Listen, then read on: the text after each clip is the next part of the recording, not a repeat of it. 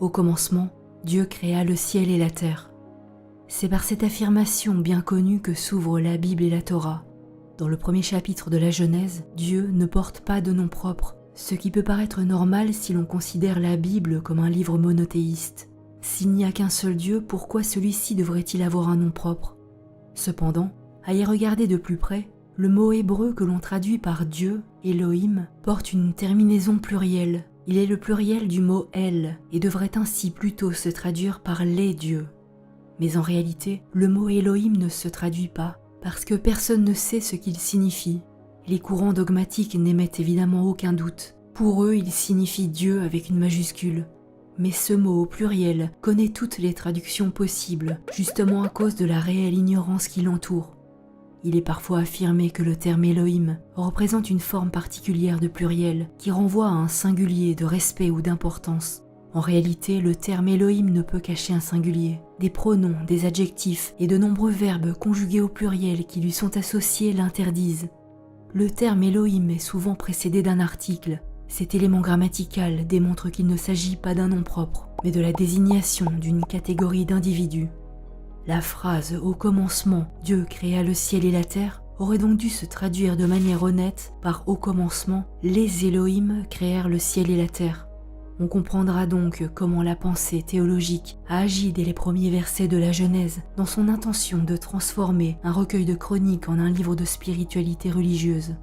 Si Elohim ne signifie pas Dieu, la prétendue sacralité du texte biblique perd tout fondement objectif. C'est pour cette raison que la valeur plurielle du terme est niée à tout prix. Je reconnais maintenant que Yahvé est plus grand que tous les Elohim.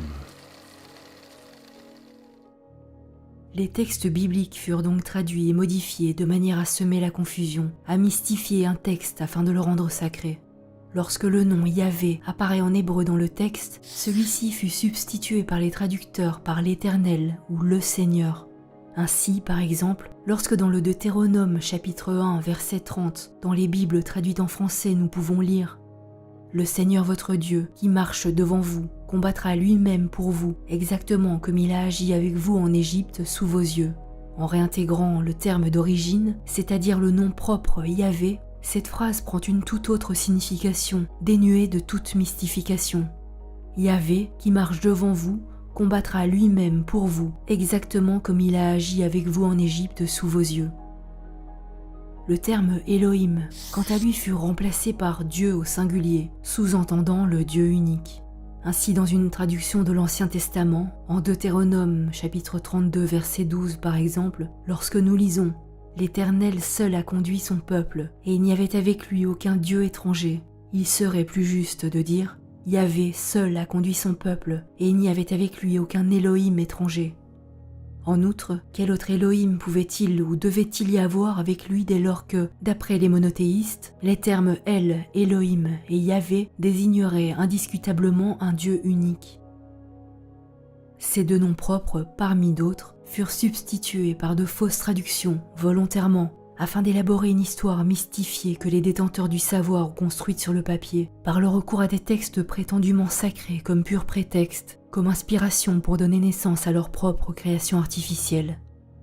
Le but de cette manœuvre était l'élaboration et la mise en place de la religion monothéiste qui devait être imposée à une grande partie du monde comme moyen de contrôle et d'asservissement. Il est parfois affirmé que la Bible est écrite de manière codée, ésotérique, qu'il faut en saisir le sens caché. En réalité, la Bible n'est pas plus hermétique qu'un simple livre d'histoire ou de chronique. Il faut ajouter à cela tous les textes qu'on a fait disparaître au fil des siècles, 11 livres au total. Pourquoi ont-ils été écartés? Étaient-ils trop explicites dans leur manière de présenter Yahvé et ses agissements? Que contenaient-ils de si dangereux pour les doctrines que les puissants devaient véhiculer? Noé bâtit un autel à Yahvé. Il prit parmi tous les animaux purs et tous les oiseaux purs des victimes qu'il offrit en holocauste sur l'autel. Yahvé respira l'agréable odeur.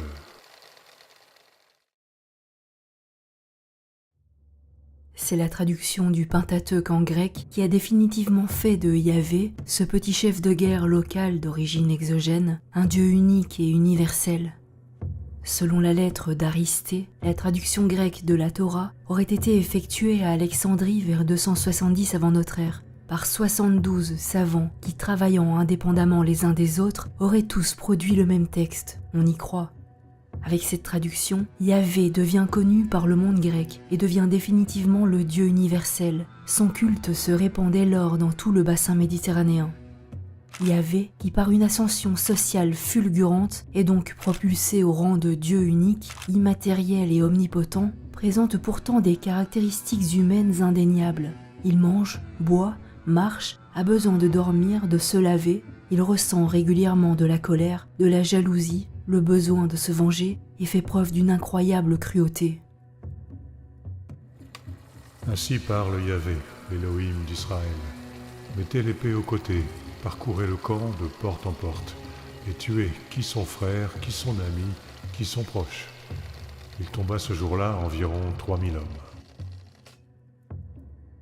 Le nom Yahvé fait son apparition dans les événements bibliques alors que la langue hébraïque n'existait pas. Il fut transposé par écrit de nombreux siècles après avoir été prononcé et uniquement à l'aide des consonnes Y, H, W, H. Et enfin, il reçut ses sons vocaliques environ 1700 ans plus tard. La Genèse en chapitre 4, verset 26, nous apprend que c'est au temps d'Enoch que le nom de Yahvé commence à être invoqué. Ce qui signifie qu'Adam, Ève, Caïn, Abel et Seth ne s'adressaient pas à Yahvé, mais à d'autres Élohim. Dieu et son culte ne sont pas évoqués dans l'Ancien Testament. Ce recueil de chroniques nous raconte l'histoire du rapport entre l'individu nommé Yahvé et un peuple qui lui a été désigné dans le Deutéronome, où l'on dit qu'Elion donna leur héritage ou affectation aux nations et fixa les limites des peuples. Dans leur but d'unification de la pensée commune, les théologies et idéologies monothéistes durent nécessairement soutenir qu'Elion, Yahvé et le pluriel Elohim désignaient le même Dieu, ce qui entraîne pas mal d'incohérences, comme je l'avais déjà souligné dans ma vidéo « La Bible est un grand mensonge ». À la lecture de certains versets du Deutéronome, nous apprenons que selon la doctrine traditionnelle, Dieu, sous le nom d'Elion, définit et divise les territoires et nations. Puis ce même Dieu, mais cette fois sous le nom de Yahvé, s'octroie une partie réduite et insignifiante de ses peuples. En résumé, selon la doctrine, ce Dieu crée l'humanité entière, mais ne décide de ne s'occuper que d'une petite partie de celle-ci. Ce prétendu Dieu nommé Yahvé noue ensuite une alliance avec ce peuple et l'utilise comme force combattante pour conquérir, dans un bain de sang permanent, des territoires que lui-même, sous le nom d'Elion, ne s'était pas attribués lorsqu'il définissait les limites des nations. Et pour ce faire, il n'hésite pas sous le nom de Yahvé à exterminer des peuples entiers dont le seul tort était d'habiter sur des territoires que lui-même en tant qu'Elion leur avait attribués et auxquels ensuite, en tant que Yahvé, il s'était intéressé. Attitude paradoxale pour un Dieu unique, omnipotent et omniscient. Yahvé ne devait même pas figurer parmi les personnages les plus importants et influents, à en croire cette assignation. Il était tout au plus un petit commandant local, ou comme le dit l'Exode en chapitre 15 verset 23, un Ish Milkama, traduit par homme de guerre. Yahvé reçut manifestement une assignation d'importance médiocre, moins significative que celle de ses collègues qui gouvernèrent de plus grandes civilisations, de l'Égypte à la Mésopotamie, de la vallée de l'Indus à l'Amérique centrale et du Sud, etc. Il était conscient de sa situation et était littéralement obsédé par la crainte que les siens l'abandonnent pour suivre d'autres Élohim. C'est pourquoi il menaçait constamment de mort et tuait sans pitié les traîtres parmi son propre peuple. Vous ne suivrez pas d'autres Élohim, car Yahvé est un Dieu jaloux. La colère de Yahvé s'enflammerait contre toi, et il te ferait disparaître de la face de la terre. Yahvé l'affirme chaque fois qu'il se présente. Il se définit comme l'Élohim exclusif de ce peuple et non des autres nations. Il n'avait par conséquent pas de titre pour gouverner les autres peuples et se contentait de les exterminer lorsqu'ils occupaient des territoires qui l'intéressaient. Car Yahvé, défini comme le guerrier, n'avait aucun scrupule à ordonner de véritables exterminations de personnes sans défense, en menant des opérations que nous qualifierions aujourd'hui de nettoyages ethniques. Yahvé avait déclaré vouloir régner à n'importe quel prix, y compris celui d'une grande quantité de sang versé. Dans l'histoire de Moïse et de l'Alliance au Sinaï, c'est un Dieu guerrier qui se manifeste dans la tempête, conclut un contrat avec son peuple et promet un pays à conquérir. Dans le texte de l'Exode, qui dans sa forme actuelle est très récent, on décèle l'idée que lors de cette rencontre, les Hébreux sortis d'Égypte deviennent Am Yahvé, le peuple de Yahvé. Le mot hébreu Am, traduit par peuple, exprime également un lien de parenté très fort. Il peut désigner un clan ou avoir des connotations guerrières, voire militaires, dans le sens de troupe. La nouvelle relation entre Yahvé et les Hébreux est ratifiée par un rituel de sang, avec lequel Moïse asperge le peuple et l'autel. Peut-on réellement envisager qu'un Dieu d'amour exige des humains un sacrifice et ses rituels? Cela s'apparente davantage à un pacte et tout ce que cela sous-entend. Moïse vint rapporter au peuple toutes les paroles de Yahvé et toutes ses ordonnances. Tout le peuple répondit d'une seule voix. Toutes ces paroles que Yahvé a dites, nous les mettrons en pratique. Moïse écrivit toutes les paroles de Yahvé. Il se leva de bon matin et il bâtit un autel au pied de la montagne. Et il dressa 12 pierres pour les 12 tribus d'Israël. Puis il chargea quelques jeunes garçons, parmi les fils d'Israël, d'offrir des holocaustes et d'immoler à Yahvé des taureaux en sacrifice de paix. Moïse prit la moitié du sang et le mit dans des coupes, puis il aspergea l'autel avec le reste du sang. La conquête de la terre promise, sous l'égide d'un Dieu cupide, violent et sanguinaire, sera relatée dans le livre de Josué, dans le Deutéronome, dans le livre de Samuel, dans le livre des Juges. Celle-ci s'effectue dans un bain de sang constant. L'attitude belliqueuse de Yahvé est illustrée par de nombreux passages dans lesquels il ordonne et autorise les siens à tuer des êtres humains avec une férocité peu banale. Ils massacrèrent tout ce qui se trouvait dans la ville, l'homme comme la femme, le jeune comme le vieillard, de même que le bœuf, le mouton et l'âne, les passant tous au fil de l'épée. Alors on incendia la ville et tout ce qui s'y trouvait, sauf l'argent, l'or et les objets de bronze et de fer. On les donna au trésor de la maison de Yahvé. Yahvé, notre Elohim, livra Séon entre nos mains, et nous le bâtîmes ainsi que ses fils et tout son peuple. Nous prîmes alors toutes ces villes, et nous les dévouâmes par interdit. Hommes, femmes et enfants, nous n'avons laissé aucun survivant. Nous pillâmes pour nous le bétail et le butin des villes que nous avions prises. Lorsqu'Israël eut achevé de tuer tous les habitants de Haï dans la campagne, dans le désert où ils avaient été poursuivis, lorsque tous, jusqu'au dernier, furent tombés sous le fil de l'épée, tout Israël revint vers Haï et le passa au fil de l'épée. Au total, 12 000 hommes et femmes tombèrent ce jour-là, tous les habitants de Haï. Va maintenant, frappe Amalek, et dévoué par l'interdit tout ce qui lui appartient. Tu ne l'épargneras pas, et tu feras mourir hommes et femmes, enfants et nourrissons, bœufs et brebis, chameaux et ânes. Or, tandis qu'ils fuyaient devant Israël dans la descente de Beth-Horon, Yahvé lança du ciel contre eux de grosses pierres jusqu'à Azéka, et ils moururent. Ils moururent plus nombreux sous les pierres de grêle que les fils d'Israël n'en tuèrent par l'épée. Le chapitre 10 du livre de Josué évoque la conquête du sud de la Palestine par un système que nous pourrions qualifier de véritable nettoyage ethnique. Les habitants de cette ville sont massacrés après la conquête, au moment donc où il n'est plus nécessaire de les tuer au combat.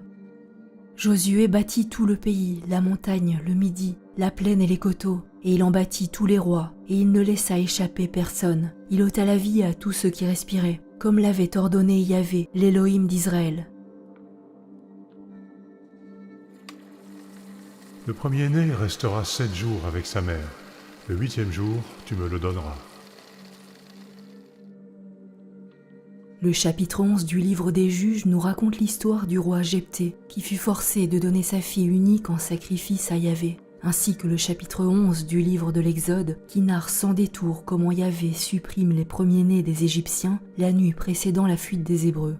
Tout comme il avait exigé d'Abraham l'immolation de son fils unique comme preuve de loyauté. Parmi les nombreuses lois édictées par Yahvé à son nouveau peuple, l'une d'elles retient particulièrement l'attention, celle concernant l'obligation de lui offrir le premier-né de chaque famille. Cet ordre avait pour but leur utilisation lors de rituels sacrificiels. Yahvé se les faisait amener lorsqu'ils étaient âgés de 8 jours, et il voulait qu'ils soient brûlés pour lui, comme il l'affirme lui-même dans Ézéchiel chapitre 20, versets 25 et suivants. Parce qu'ils ne mirent pas en pratique mes ordonnances, parce qu'ils rejetèrent mes préceptes, profanèrent mes sabbats, et tournèrent leurs yeux vers les idoles de leurs pères, je leur donnai aussi des préceptes qui n'étaient pas bons, et des ordonnances par lesquelles ils ne pouvaient vivre. Je les souillai par leurs offrandes, quand ils faisaient passer par le feu tous leurs premiers-nés. Je voulus ainsi les punir et leur faire connaître que je suis Yahvé.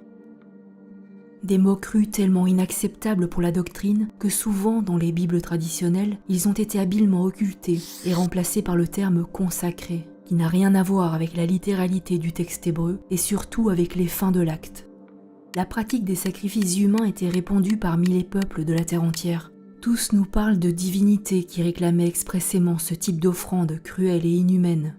La culture judéo-chrétienne adopte une attitude ambivalente face à ce comportement. Elle considère comme absolument réel, bien que barbares et païens, les rites accomplis par les multiples peuples, étant en revanche à lire et interpréter de manière allégorique ou métaphorique les sacrifices humains dont on dit clairement dans la Bible qu'ils étaient expressément demandés par Yahvé. Yahvé était donc un véritable monstre dont la cruauté ferait pâlir de honte la plupart des dictateurs des temps modernes. Aujourd'hui, grâce à une habile manipulation des textes, ce démon est assimilé au Dieu unique et est adulé par près de 3 milliards de personnes dans le monde. Mais alors, quels sont les fondements de notre société? Sur quoi repose-t-il? Sur un mensonge qui dure depuis plusieurs millénaires.